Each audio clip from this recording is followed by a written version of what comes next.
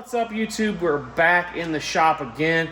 It's been a few weeks and I'm just kind of in here tinkering. I've got to do a bunch of moving around. The shop is a disaster as always. I still got to get these shelves built, but I have a little bit of time. I'm moving some other stuff, some vehicles from one place to here. So I should have every vehicle in one spot. I won't have stuff dragged all over multiple counties anymore. Everything will be in one spot. That's mine. So anyways, this is what I'm working on. It's a 2005 Chevy Tahoe. If you guys have paid attention in the background, you've seen this. It's a, like I said, 2005 Chevy Tahoe. The main reason I bought this is it has a transmission in it that was less than a year old and doesn't have a lot of miles on it. And this thing was cheap. When I bought it, the front end was complete. It is a running and driving truck. The engine, from setting, it didn't knock like this before. It's got oil in it.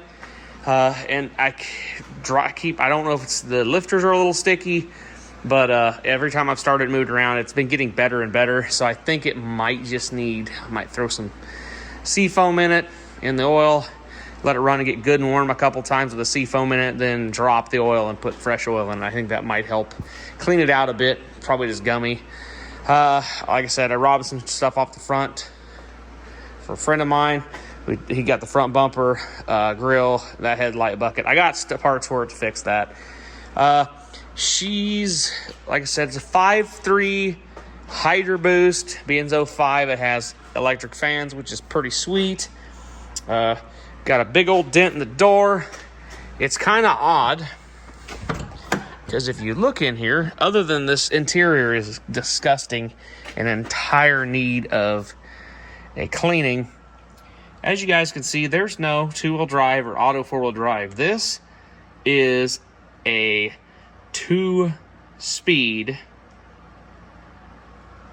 all-time four-wheel drive truck.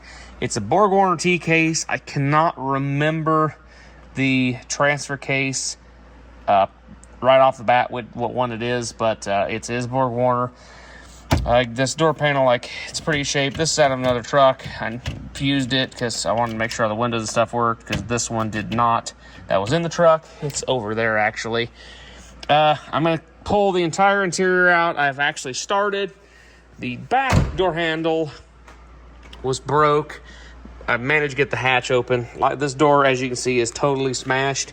I have another white door panel, or not door panel, another white door over there that I'm going to put on it that doesn't have this dent and hopefully has a little better hinges. But I'm going to go ahead and put all the stuff back on the front, probably clean everything up, and just make everything function. I got different headlights and turn signals and grills and stuff I'm going to try on it. I thought about a HD front end on this. I don't know yet. We'll see. But my plan is to at least either I'd like to put a ranch hand bumper on it. Or I think Frontier makes one too that's pretty heavy. I'd like to put that front bumper on it. Then I'm going to go through and fix the rust that's in the rear rockers and back quarters. And then pull the fender flares off. And from that body line down, I'm going to get rid of the moldings. And from that body line down, I'm going to rafter line this truck in white, GM white. And the roof has pretty good, it's got some chunk of paint there and there missing. And then back farther, there's a bunch of paint missing. I am thinking about rhino lining the roof, pulling the roof rack off, rhino lining the roof. That actually helped dampen the sound of the roof. And it would give me a little more protection on the roof if I do like a cargo rack or something along those lines.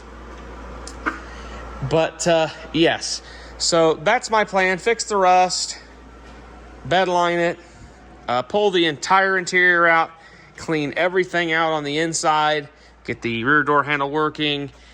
This setup's gonna go away. I'm not gonna have rear heat or rear air conditioning. I'm just going to run truck parts up in the front. I'm going to pull, I think the heater core leaks, so I'm going to pull the whole dash out and everything when I'm cleaning and doing everything. And I'm going to go ahead and put a new AC evaporator and a heater core in the HVAC box while I am in there. This rear bumper's all dented in and pushed into the rear quarter, as you can see, that's about the worst rust other than the rockers. The door lips are a little rusty, but not bad. The back door is pretty good shape.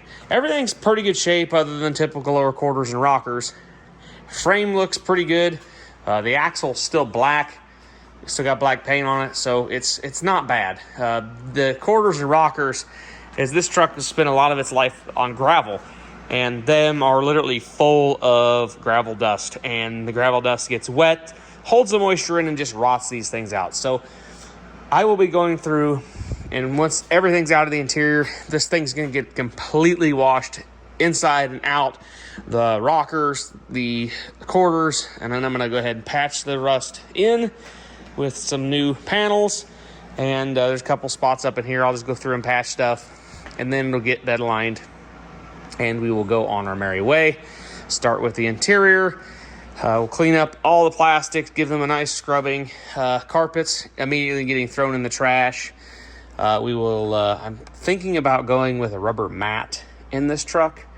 I haven't decided yet. I'm hoping the seats will clean up all right. I do have different front seats I can use, but I'm thinking they should clean up pretty good.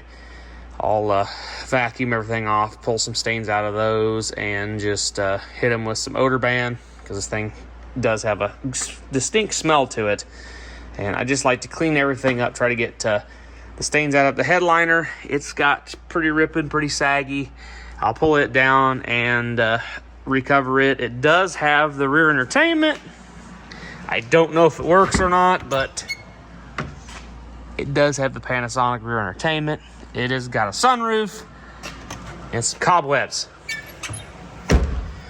But as for suspension modifications, stuff like that, I would like to do a 4-inch lift on it with maybe 35-inch tall tires, possibly a body lift in 37s. I haven't fully got down to what I want to put on it yet, but it may roll around in stock height for a while too, which most likely will do. As for the engine, like I said, it does have that has a little bit of a knock into it. It doesn't sound bottom end knocky. It sounds valve train. So it may just have a lifter that's having a hard time getting pumped up after it sat for a year and a half in here. So I'm hoping it'll come around. If it doesn't and it has issues, I do have a 6-liter that I can put in this, and that's always a possibility. So, and I think with the 35s or 37s or the 6.0, this would be a lot better of a truck. But yeah, so that's what I'm doing. And yeah, that's my plans for the Tahoe. So the reason I am building the Tahoe, I thought about spending the money and getting one that didn't need rust repair. And all the ones I can find down south are 2-wheel drives. You do come across some 4-wheel drives, but a lot of them look just like these do. But this isn't that bad, and being I'm bedlining the bottom anyways, I can go ahead and fix the rust and bedline everything. So the reason I'm building this truck is because my poor 01 Suburban, which is hiding back there, is just getting old. The gas tank strap is broke, and the whole mount is gone, where the strap goes. So that's gone. There's a pretty good sized hole in the frame from rot and a crack starting. So it's got a nice little ratchet strap holding the fuel tank up, and I took it on vacation. It survived, well, I think I put like 1,500 miles on this thing, driving down south and back. Like, I drove down to Oklahoma and back twice, and then I drove clear down to southern Oklahoma, like 30 minutes from the Texas border, and then back up to Tulsa, and then back home, and did pretty good, minus the fact that I drove back with poor brakes because I have a bad brake line, which this Suburban has already had brake lines put in at some point in its life. I don't know if a rock got in there and rubbed a hole in it, or it goes down in the bracket and it just got rusty there, and I've got to fix the brakes. So my plan is with that vehicle is to frame swap it at some point, because A lot of people say you should just part it out. I want to fix the rust and make it nice. I'd like to 3/4 ton swap it. Possibly Duramax 3/4 ton frame swap it and make a Burb. The reason I don't want to get rid of the Bourbinator specifically is because it has a story behind it. I don't know if I've ever told the story, but this was my brother's Suburban. He accidentally bought it off of eBay. It wasn't really an accident, but he put a bid on it without looking at the location, and then realized that it was in Pennsylvania after he won it. And it was cheap enough that he's like, you know what? It'd be what I'd spend for one around here with the plane trip. Still less, actually, than the plane trip out there and driving it back. He flew out to Pennsylvania and drove this clear back from Pennsylvania to Iowa. And he only had to put alternator in it. So then I traded a Pioneer radio for it and some other stuff. And now it's mine. So, and it's got 200 and almost 90,000 miles on it now. So it's kind of sentimental to me just because it was my brother and it has that interesting story attached to it. So that's why I'm going to keep it. So this I'm going to build to be a driver, just kind of a toy. Not really a toy, but I want to build a driver I want a lifted Tahoe. I love Tahoes. I like Tahoes better than Suburbans, but that Suburban has grown on me with the story and being my brother's old Suburban. And I literally, one of the vehicle that I have put the least amount of money in and put the most miles on is that. So that thing's been dependable. I mean, if you got brake fluid, I wouldn't hesitate to hop in it and drive it somewhere. Just don't need to stop in a hurry. But once that brake line's fixed, I will probably drive it through this winter, even with the gas tank strap the way it is. That strap's holding on. The frame's not real bad. I'm not going to hook a trailer behind it. But, yeah, I'll probably worry about the frame. I have two frames off other vehicles I have an 04 Suburban and an 02 Avalanche that I can pull the frames off of and use one of those frames or find a 3/4 ton frame. Like I said, I'd like to find a 3/4 ton frame.